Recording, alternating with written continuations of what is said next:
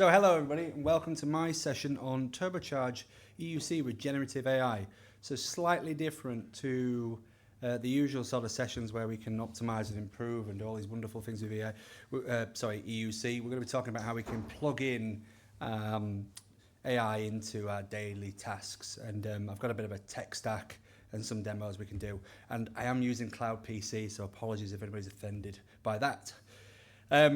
So as always with my community sessions, I've made every effort to make sure all my information is technically correct, but there's my disclaimer, so if you break anything, you can't knock on my door, and that's recorded as well. So a little bit about me. So my name is Ryan Mangan. I'm an MVP, a Chartered Fellow at British Computer Society, and I've been around the block a little bit, not as much as some of the other people in the room. Chris. I used to have a blog called Ryan Mangan's IT blog, which has moved to democratizing clouds, can't even say it. And my latest adventure is building out a cost optimization and a cloud type AI system for IT pros. But today we're going to be talking about using kind of off-the-shelf products, and if you do want to use E4Assist, you can get a 14-day trial. Enough of that. Also, if you might be familiar with Azure Virtual Desktop, this is my second book. The first one I decided foolishly to write my own on my own, and the second one I've teamed up with Marcel and the famous Neil McLaughlin to produce the second, which is out. So if you wanted a discounted copy, that's the QR code.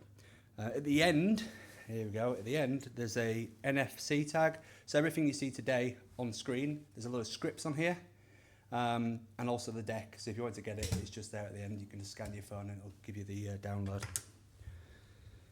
Agenda, so I'm going to kind of walk into generative AI. I know a lot of people talk about it, but I thought we'd kind of ground the conversation a little bit and then talk about some of the success and how you can achieve the foundation success with AI, and then building a bit of practical use case and then some additional kind of applications you can apply.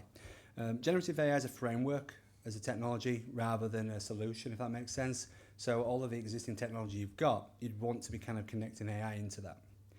We'll be then finishing off with a summary and a little bit of a QA if there's any questions. Okay, so introduction. This is more of an opinion point, but I see that as we progress through IT, we go back 20 years ago, we had a 286, or we had a Windows 2000 book, and that was your Bible, that was everything you needed. Now, if you look at Azure and every single product and component in there, there's a lot to kind of dissect and chew on. And the role of the IT person is not just one. They might be able to do 5 or 6 things in Azure, but they can't do everything. And the IDC have said that by 2027, there's going to be over a shortage of 10 million IT operation professionals in industry. So what do we do about that? How do we kind of change that? I don't know if anybody writes scripts and does all these fancy things and tries to build in ARM templates, Bicep or PowerShell, but the manual processes are inefficient. And a lot of tasks we do today are all about repeat process. We're going to go through the washing machine multiple times, rinse and repeat as they say in marketing. It's becoming more complex, especially when people want on-premises, they want cloud, and then they want to repatriate from cloud back onto premises and vice versa. And then just to make it even worse, the NIS for Europe, NIS2, came out on the 31st of October, which requires a certain level of standard of compliance with Cyber Essentials, and all of these other compliance requirements out there. So if you want to apply with contracts, you need 27001, 27701, NIS2, Cyber Essentials, and so on and so forth. So how do we as IT professionals achieve that objective? And it's not that easy, is it? So AI, what is AI? AI is many things. AI has been around for a very long time, but when we look at generative AI, it actually started in 2014, where some researchers were looking at how they could get, human language to process into a form of English or French or a form of language responses to humans. So that started in 2014, and it actually came out in around about 2020, and then became public as ChatGPT, early days, and OpenAI around about 22. We're now in 24. We're now in 2024, and things have advanced very quickly. And that's usually what happens. There's almost like a carrot dangling, and things then start accelerating from that point. But it's been around a while. It's just got a lot more advanced in a lot short space of time. Anybody using machine learning? Quite a common one. That's AI, as we know. Anybody using NLP as of yet? So that's natural language processing, which is effective generative. Okay, cool. And anybody using any other like deep AI? Or you're doing everything. I mean, what you were talking about previously with AlexNet was something that I helped contribute with, and I also helped the research on, so that was really enjoyable. Oh, excellent. Yeah, definitely worth looking to that. Brilliant. Okay, so maybe you'll be able to answer. So today we call it narrow intelligence, so narrow AI. Then there's another one called general intelligence, and then there's super intelligence. So these are the kind of three levels. We are currently in the narrow state. So, you know, Siri, Alexa, you know, and the chat GPTs of the world today, that's narrow. It's very basic. They say about reasoning, oh, we've got this strawberry, this reasoning technology. It's not. It's just, you know, a flow process which improves the original responses. So we're not in any form of super intelligence yet. And when it goes to AGI, a lot of kind of professionals have predicted that it's going to be, I think 1,500 professionals said that they predict AGI 2075. I probably won't be around then, but yeah, so that's when they say it's going to happen. But basically, effectively, people won't need to work anymore. It'll be something out of a Minority Report or something else, right? And then obviously super intelligence is where they refer to that humans don't need to work and things are done for that. So that's the kind of general side of it. But then OpenAI have, I'll put a little tag on there, OpenAI have kind of built out their own model, which is 5 levels of the AI. And today we are on conversational AI. Ask questions, get answers, you know, semantic search type of stuff. The phrase semantic search, I've got to be careful on that, Chris. Yes. And obviously, as you can see, as we go down, you know, jobs at risk, major reorganisation of roles. They're saying that when we get to level 5, you can effectively run a company without a human. I don't know how that would work, but we'll see. But today, we're on level 1. OpenAI are trying to say we're on level 2, which is strawberry, as they're referring to, which is not true, because it's just flow processes. We're not yet there yet. And I think Apple recently kind of canned the idea that we're in reasoning, because it's effectively it's pattern matching at the moment. There's literally very vast amounts of data which is pattern matching. There's none of this super intelligence as of yet, but it's very good. Okay, McKinsey & Company, that's been mentioned before in the second session today, that name. Enterprise adoption. A survey indicates that the AI adoption for organisations rose to 72% in 2024. I wanted to show you a Gartner one. So I filled out a survey in 2023 by Gartner, and then they gave us a copy, but it says I wasn't allowed to share it, which is odd. But that was showing 150 organisations, enterprise, which were doing using Copilot, and how many people were looking at it and adopting it. And it was around about 89% of organisations in that survey were already looking at how they could integrate Copilot into their organisation. And as you can see, there is a, I don't know whether it's you know, ambition or the these analysts are trying to push you towards it. I don't know what it is, but there is a massive interest in every organisation who's like, we need AI in our business. I've not met any organisation that said we don't need AI in our business yet. And then Gartner said that by 2027, over 50% of the generative AI models used by enterprises will be tailored specifically for industries or functions within that department. So, and obviously that's gone from 1% in 2023, which is quite a big jump, right? Just to kind of recap, and I won't read out too much, you can get a copy of the slides you want at the end, but these are some of the things which have happened this year. Things like GPT-4o and o1 models for Optics. Brian Madden mentioned it earlier about Claude 3.5 Sonnet, where you can now have a client agent on your PC, which is not recommended by any means, but you can do if you want to play. NVIDIA are really driving forward. Anybody else think they should have put shares in NVIDIA 20 years ago? I kind of regret that a lot, you know? But anyway, and then there's also Alibaba's as well as these videos. So a lot of video streaming companies and these kind of like film sets are now reorganizing towards more technical teams from a generative AI perspective, because they realize that the original way they were doing film production is now going to change. They're going to be using AI to do that sort of stuff. And then Microsoft just keep giving, don't they? Every kind of Ignite, which was just being, there's lots and lots of improvements and releases out there. And again, Brian Madden mentioned earlier on about the it's like this AI snapshot which Windows allows you to do, and there's some ambiguity and questions around how that will manage and protect your data longer term. All these are all genuine. As you can see, there's all cited at the bottom. So if you could get a copy of the slides, you can see all of them links as well if you want to read more into them.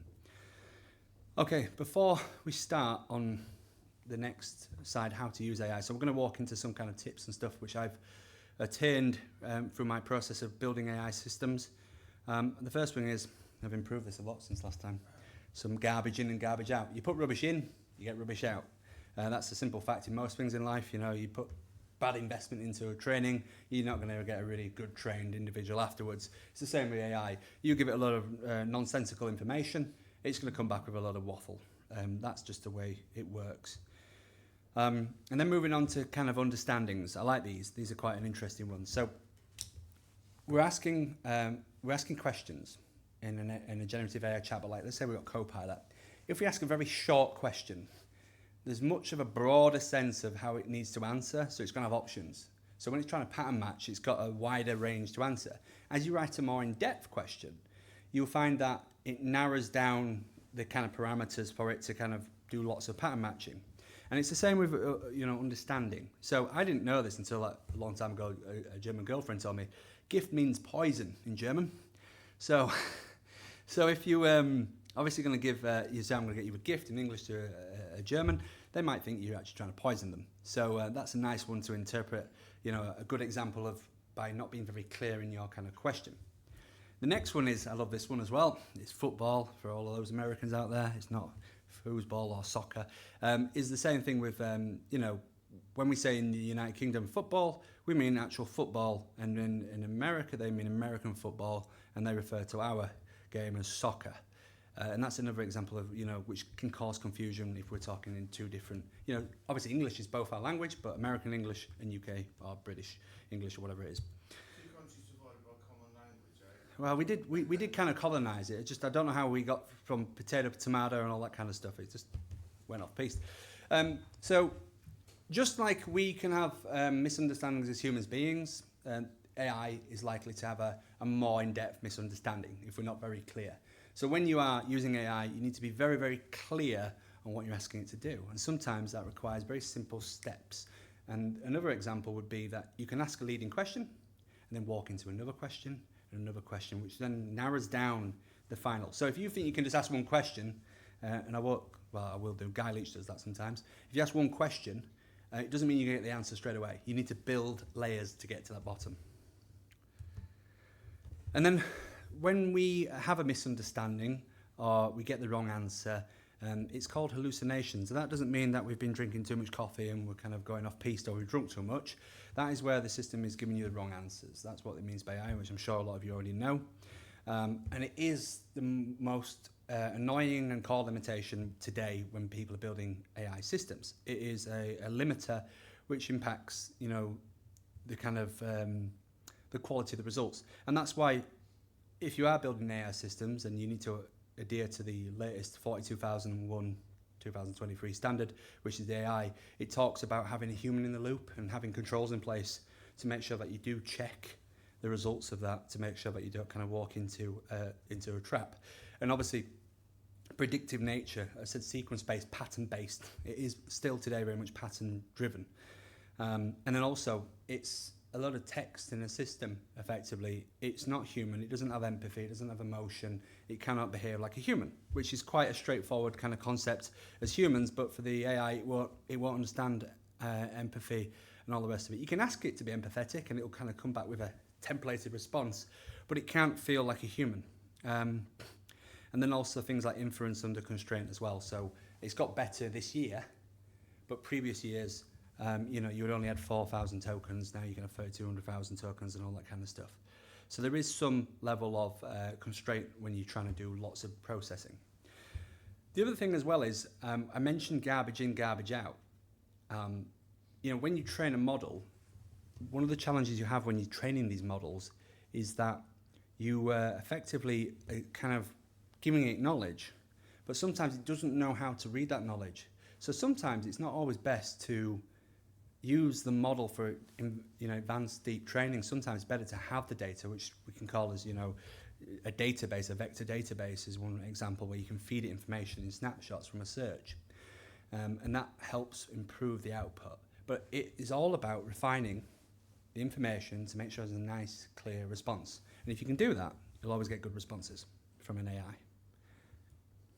And here is a nice little flow, which is an example of a hallucination flow. So obviously, you're training the model, model prediction, and it kind of gives you a correct output, great. But it's an incorrect output, and the hallucination occurrence, which means the wrong answer, and the ambiguous input, lack of context, you're not being very clear, and limited training data. So they're three, there's more, but they're the three kind of typical kind of output. So if someone types, what is EUC?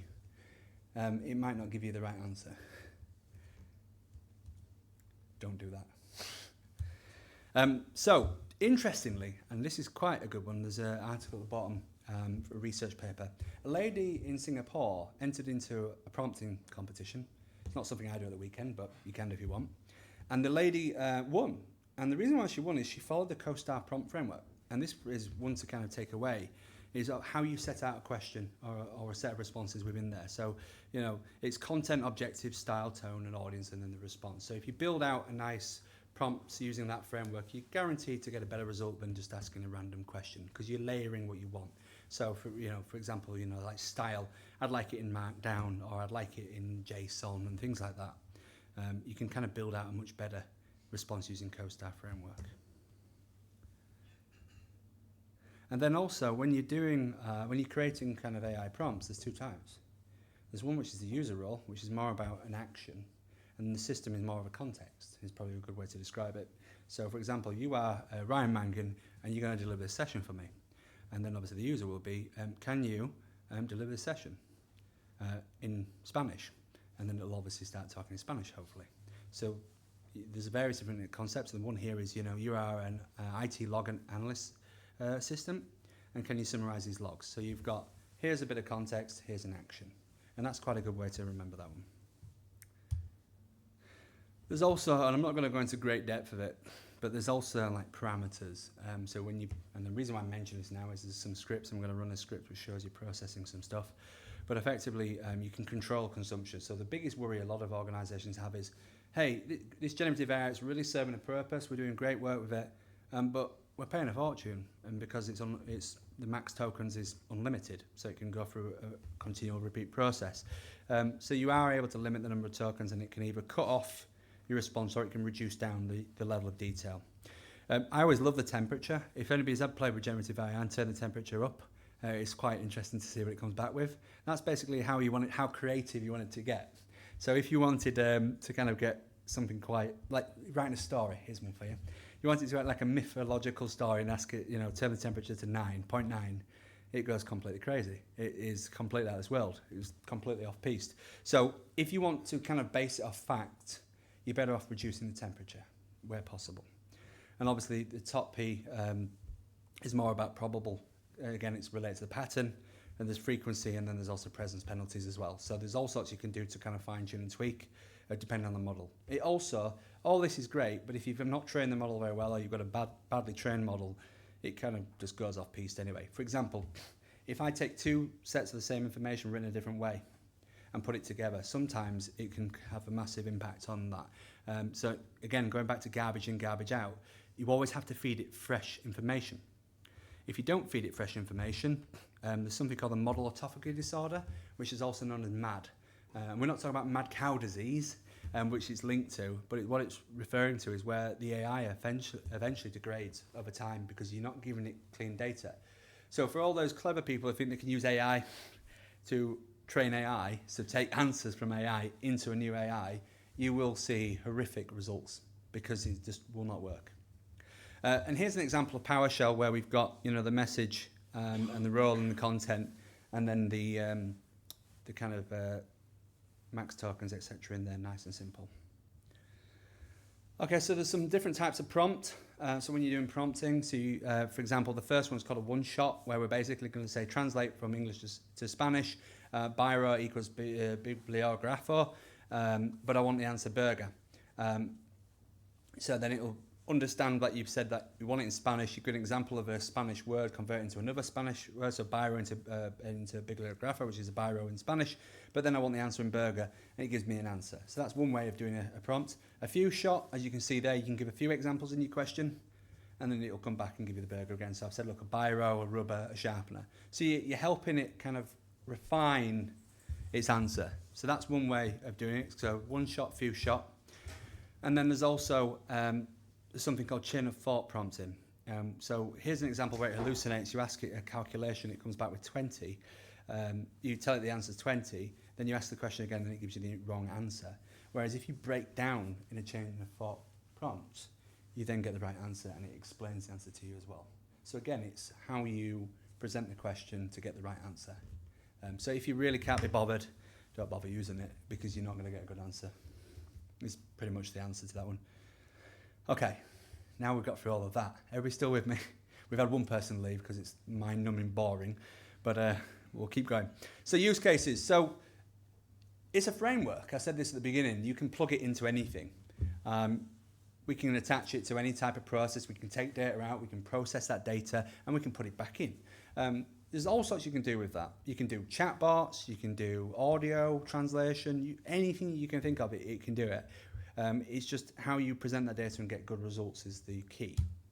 Okay, so anybody using Copilot? Anybody love Copilot? Okay. Well, the first thing is you can take everything we've spoke about now and use that in Copilot, and you'll probably will have improved answers. So that's the first takeaway from this session. And here, it's a great tool, in my opinion. It's early days, and there's a lot to do with Copilot, and you can get plugins. So some of the AI vendors will allow you to plug in soon. No names mentioned here. And for example, on the left-hand side screen on my side, I think it's the same as yours, you'll see that I've asked it to kind of create me a PowerShell script which basically shows a list of processes running on my client.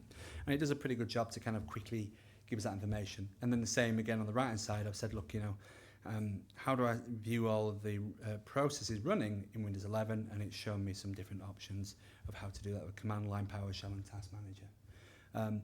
And it works to a certain extent. I find that Copilot, I can't believe I'm saying this, from anything Microsoft related, Copilot has a better result than ChatGPT. ChatGPT is very broad. So if you are wanting to kind of deploy AI to your business, and you've already got Copilot licenses, it's a proper safer bet compared to using things which may use your personal data. So it's not bad, and later on you'll be able to connect other things into it. The only problem with it is you've got to build purview out for data protection, which is quite a big job. So if a business is deploying Copilot, there is this massive level of configuration and a specialist in that area to kind of do all the data labeling and handling of that information in Copilot. If anybody's already done it and thinks it's a piece of cake, please tell me, but it's not that straightforward from what I've seen and what other people have reported back on. Okay, so that was the Copilot piece covered. So let's talk about tech stack. So this is a kind of fully open source. On this laptop, I can run a Llama and download a model and then connect it to anything. So I've chosen PowerShell, but you could use Python or other things as well, and you can put data and files in there. So that's pretty much what we're using. We're going to use an application package folder as one example. We use PowerShell, and we're going to use an AI on top of that. There's a few examples. I'm only going to show you one demo. But in the scripts on the GitHub, which you can get a copy of here, there's one for FSLogix. So there's an example where we can basically connect into the log file of FSLogix, analyze that, and rather than having to scroll through it all and all this kind of information, we can find the problem within that virtual machine, that session host very quickly. And that can apply with firewall logs or anything like that. It can just quickly pass through and do all sorts of things like that. So here's a kind of example. Here's 3 examples. So I've got here is a log analysis script, an MSIX package. So we're going to basically unzip, commodity unzip, and then basically read the manifest file for some many gaps and return some insights and best practices based off Microsoft's own website data. And then obviously there's another one where we can do basically like performance. We can also add in things like adaptive cards. So if you are building stuff with Copilot, you can use adaptive cards, send messages, send emails, and things like that. So this is very much just using logs, but you can extend this wider into a great deal if you need to. For example, you downloaded 5,000 apps to go into a catalog, but you need an application description for each. You can connect it, and you can read the application name and write your description for each app. So there's lots and lots of different use cases. We could go on all day. So the first one I'm going to mention is AI-assisted log analysis for FS Logic. So all those who have to fight with FS Logic now and again, you can very quickly, there's a script, as I said, on here. You can connect to that and basically process it. Who's ever had to go through the FS Logic's log files? Painful, right? Yeah. This is a piece of cake. You literally go make a cup of tea and come back. And one of the biggest ones I find is, do you know where you do the redirect for Teams, the XML redirect? When people build the new image and put the image in, they forget to put the redirect file and things in the right place, and it always comes up. And as you can see here, it kind of finds that very quickly. But what you can do is, because the AI can't process all the data in one go, if you're on a budget, what you can do is with PowerShell is chunk the logs into sections, and then you can read through each part of it and then summarize it. I've done all that work for you, so if you want a free script, it's there. But here's a great kind of use case, is I can get through all the logs on all the session hosts very quickly and find out if there's a problem with them.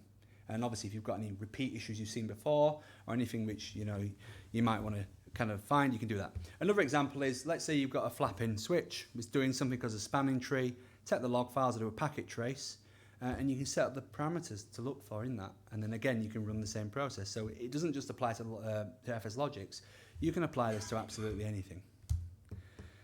And as you can see here, we run the script, we split the log files into chunks, and we remove the info logs. We send the chunks for analysis, return the chunk summaries, and we write the chunk to file. And then we send all the summaries and then return a final summary of anything which we need to look at. Meanwhile, kettle's on, and you're putting a Yorkshire tea bag in your cup. Next one, another example is application packaging. It doesn't have to be MSIX. You could take the MSI table, you could take the app V, which is now back in action, everybody, and whatever app you're using, you can do that. Same with things like Winget. You could be running like a process on various different things, you can do that. So this one, I've got an example where we open up the MSIX, and I'll come back to that in a minute, and we'll just review what that MSIX is doing. And the reason why we're going to do that is, I don't know if you know this, but some MSIXs have full admin permissions. So when you deploy that MSIX and it's a user, you don't really want to give them full control of that OS. However, also interesting, Remco, if anyone knows what Remco is, works for CloudHouse, thank you. I should know that, I spoke to him the other week. He found that in the latest Microsoft Windows 365 app, that it wasn't fully populated correctly. Obviously, this is being fixed now by Microsoft, but it shows that you should always check your apps before you push them into production, because it was missing some valuable information. The MSIX was signed, but the actual executables were not, which is a bit of a risk because it will get blocked by security products, and it's also, it could be exploited. That is the issue. It doesn't matter if the MSIX is kind of signed, it's what's inside that and what can be kind of manipulated. So that's one to be aware of. And there's a picture of Guy there who's kind of showing, but it's not just this one, there's more as well. So how do we fix that? So we're going to run a script which unzips the MSIX, pulls all the files out, and then we analyze the contents. And then we produce a result. And now for the grand finale. Dun, dun, dun. And everybody, if you didn't want to see Cloud PC tough, here we go. So this is Copilot. Before we do that quickly, I'll just say, can you provide... Can you see that? Yeah. I just can't type.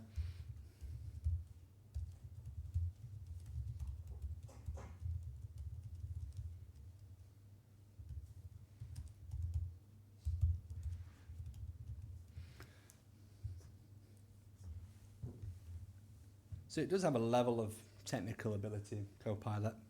I wouldn't say it's perfect, but it does have it in there. So you can use it for some IT tasks, and it's great for doing that.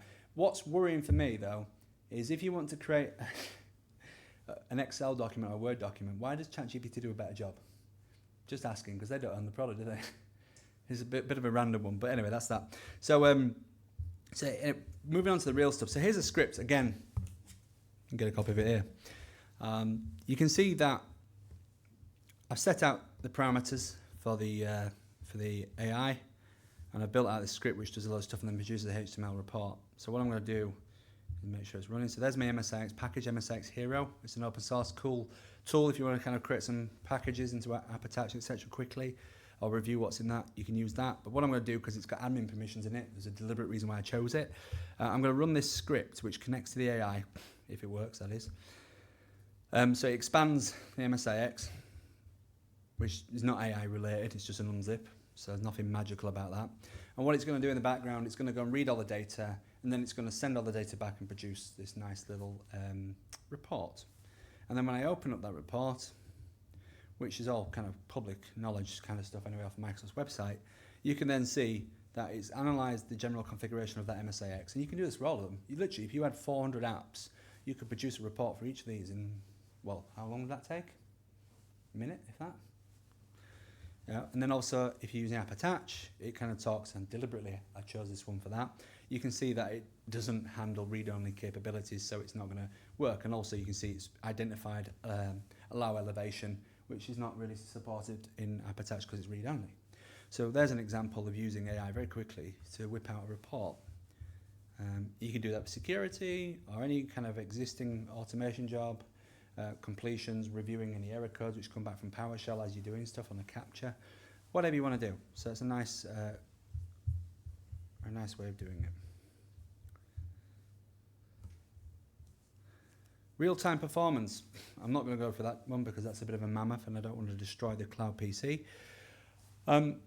So we talk about a lot of these products out there today, but you can easily use AI to capture the information running on the machine with captures and performance monitor, and then process that data with AI. So that will look at whether, is there any kind of specific kind of gaps in the performance of that device, whether it's high memory or whatever. So here's one I ran earlier, and it was on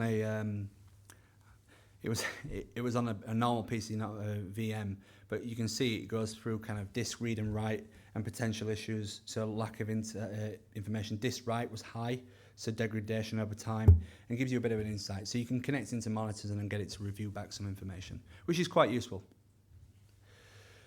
Other examples, cluster log extraction and inspection, so it can help you write the queries. You can do risk-based alerting, so you can define some kind of parameters and say this would be accepted as a risk.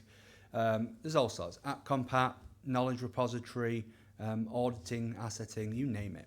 Absolutely anything you'd like.